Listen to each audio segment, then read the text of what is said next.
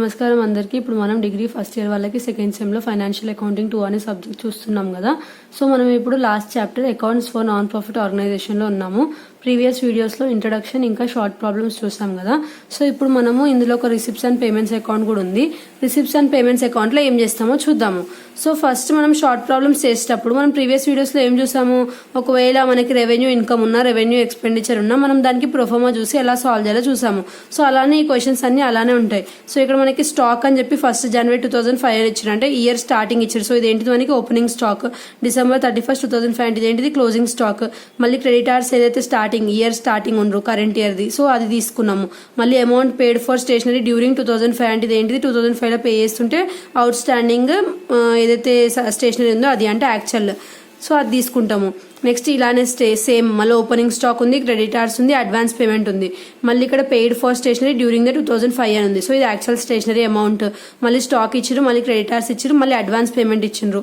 So ఇలా మనం చూసుకొని అన్ని సేమ్ ఉంటాయి క్వశ్చన్స్ అన్ని, మనకి ఏం డిఫరెన్స్ ఏం ఉండదు. జస్ట్ మీరు ఏం చేసుకోవాలంటే అక్కడ వాళ్ళు ఇచ్చిన క్వశ్చన్లో ఉన్న డేట్స్ని అండర్స్టాండ్ చేసుకొని దాన్ని బట్టి మీరు ఆ ప్రొఫార్మాలో ఎక్కడ అవుట్ స్టాండింగ్ ఏమవుతుందో అడ్వాన్స్లో ఏమవుతుందో చూసుకోవాలి. సో ఇప్పుడు మనము లాంగ్ ప్రాబ్లమ్స్లో చూద్దాము. లాంగ్ ప్రాబ్లమ్స్ మనం ఏం చూద్దామంటే ఫస్ట్ మనకి రిసిప్ట్స్ అండ్ పేమెంట్స్ అకౌంట్ ఉంది. So receipts and payments account ఒక ప్రాబ్లం చూసి 2 ఇన్కమ్ అండ్ ఎక్స్పెండిచర్ ప్రాబ్లమ్స్ ఎలా సాల్వ్ చేయాలో చూద్దాము. సో దట్ మనకి లెసన్ అనేది కంప్లీట్ అవుతుంది అనమాట. సో ఫస్ట్ మనం రిసిప్ట్స్ అండ్ పేమెంట్స్ అకౌంట్ చూసేటప్పుడు మనకి ఇయర్ ఎండింగ్ ఎప్పుడు 31 డిసెంబర్ 2005 అనేది ఇచ్చినారు. ఇంకా ఇక్కడ మనకి కొన్ని ఎంట్రీస్ ఇచ్చినారు. క్యాష్ ఇన్ హ్యాండ్ అని చెప్పి ఇక్కడ ఏదైతే మనకి డేట్ ఉందో అది ఇచ్చిండ్రు. మళ్ళీ క్యాష్ ఎట్ బ్యాంక్ ఇచ్చిండ్రు, సబ్స్క్రిప్షన్స్ రిసీవ్డ్ ఇచ్చిండ్రు, సబ్స్క్రిప్షన్స్ అవుట్ స్టాండింగ్ ఇచ్చారు, ఇన్వెస్ట్మెంట్స్ ఇచ్చారు, ఇన్వెస్ట్మెంట్స్ పర్చేస్డ్ ఇచ్చిండ్రు, ఇంట్రెస్ట్ ఆన్ ఇన్వెస్ట్మెంట్స్ ఇచ్చినారు, నెక్స్ట్ ఇంట్రెస్ట్ ఆన్ ఇన్వెస్ట్మెంట్స్ ఇచ్చినారు అవుట్ స్టాండింగ్ వి. మళ్ళీ library books purchased in 2005, rent paid, rent out standing, cash in hand, ఇవన్నీ మనకి ఇచ్చినారు. సో ఇది మనకి ఏ ప్రాబ్లం 7th ప్రాబ్లం. సో ఎలా సాల్వ్ చేస్తారంటే ఇది మనకి, సో ఫస్ట్ ఏదైతే ఓపెనింగ్ బ్యాలెన్స్ ఉంది, మనం ఎప్పుడైతే రిసిప్ట్స్ అండ్ పేమెంట్స్ చూస్తామో ఎప్పుడన్నా మనకి ఇందులో ఓపెనింగ్ బ్యాలెన్స్ అనేది ఉంటుంది అనమాట. సో ఓపెనింగ్ బ్యాలెన్స్ అనేది మనం ఎలా రాసుకుంటాము, 2 బ్యాలెన్స్ బ్రాడ్ డౌన్ అని రాసుకుని క్యాష్ ఇన్ హ్యాండ్, ఇప్పుడు మనకి క్వశ్చన్లో ఇచ్చినారు కదా వాళ్ళే క్యాష్ ఇన్ హ్యాండ్ అని చెప్పి క్యాష్ ఎట్ బ్యాంక్ అని చెప్పి, సో ఆ 2 అమౌంట్స్ అనేది ఇక్కడ రాస్తాం అనమాట.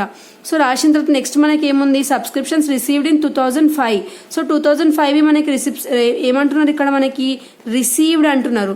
సో రిసీవ్డ్ అంటే మనం రిసిప్ట్స్ అండ్ పేమెంట్స్ అకౌంట్లో మనకు ప్రొఫార్మా ఏంటిది, receipts amount, payments amount. So receipt side అన్ని ఏవైతే రిసీవ్ చేసుకుంటున్నామో అవన్నీ వస్తాయి, పేమెంట్ సైడ్ ఏమో ఏమేమి పర్చేస్ చేస్తున్నామో అవన్నీ వస్తాయి.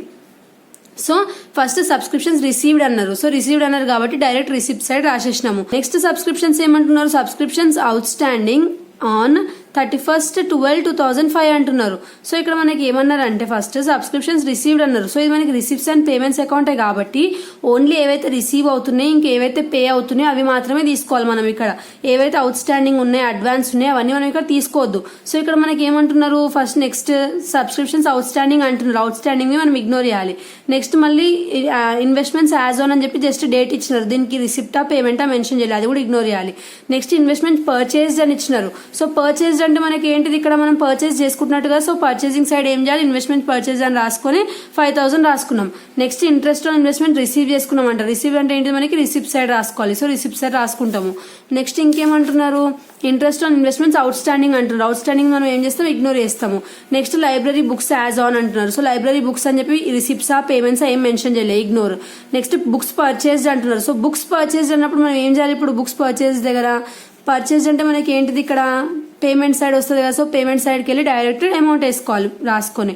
నెక్స్ట్ రెంట్ పేడ్ అంటే ఏంటిది పేమెంట్ కదా. సో బై రెంట్ అని చెప్పి 1800 రాసుకున్నాము. నెక్స్ట్ ఏమంటున్నారు, rent out standing on, out standing ignore చేస్తాం. నెక్స్ట్ క్యాష్ ఇన్ హ్యాండ్ ఏదైతే లాస్ట్ ఎండింగ్ డేట్ ఉందో అది ఇచ్చినాడు. సో క్యాష్ ఇన్ హ్యాండ్ అంటే ఏంటిది బై బ్యాలెన్స్ క్యారీ డౌన్ అని రాసుకొని క్యాష్ ఇన్ హ్యాండ్ అని రాసుకొని మనం ఏం చేస్తాం 5000 అని రాసుకుంటాము. రాసిన తర్వాత ఇప్పుడు మనం ఏం చేస్తాము, ఎప్పుడన్నా గుర్తుపెట్టుకోండి రిసిప్ట్స్ అండ్ పేమెంట్స్లో ఓన్లీ రిసిప్ట్స్ ఇంకా పేమెంట్స్ ఏవైతే రిసీవ్ చేసుకుంటున్నామో అవి, పేమెంట్స్ ఏమైతే చేస్తున్నామో అవి మాత్రమే వస్తాయి. ఇక్కడ అవుట్ స్టాండింగ్వి అడ్వాన్స్వి ఇందులో రావు. అవుట్ స్టాండింగ్ మీకు ఏమైనా కనిపించిన ప్రాబ్లంలో అవి మీకు కన్ఫ్యూజ్ చేయడానికి ఇచ్చినట్టే. జస్ట్ రిసిప్ట్స్ పేమెంట్స్ ఏవవుతాయో అవి మాత్రమే చూడాలి. రిసీవ్ అవుతున్నాయి అన్ని డెబిట్ సైడ్ రాయండి, పేమెంట్స్ ఏవైతే అవుతున్నాయో అవన్నీ క్రెడిట్ సైడ్ రాసి ఒకవేళ లాస్ట్కి క్యాష్ ఇన్ హ్యాండ్ బ్యాలెన్స్ ఇస్తే అది బై బ్యాలెన్స్ క్యారీ డౌన్ అని చెప్పి క్యాష్ ఇన్ హ్యాండ్ బ్యాలెన్స్ వేసుకోవాలి. క్యాష్ ఎట్ బ్యాంక్ ఎలా క్యాలిక్యులేట్ చేయాలంటే ఫస్ట్ 2 sides టోటల్ చేయాలి. చేసిన తర్వాత ఇట్ సైడ్ టోటల్ మనకి హైయెస్ట్ వచ్చింది 58,500 వచ్చింది. అది రాసుకొని 58,500 లకి వెళ్ళి ఈ 5,000 ఇంకా ఈ 3000 ఈ 1800 ఈ 5000ని మైనస్ చేస్తే అప్పుడు మనకి ఏదైతే అమౌంట్ వస్తుందో అది మనకి ఏంటిది క్యాష్ అట్ బ్యాంక్ అమౌంట్.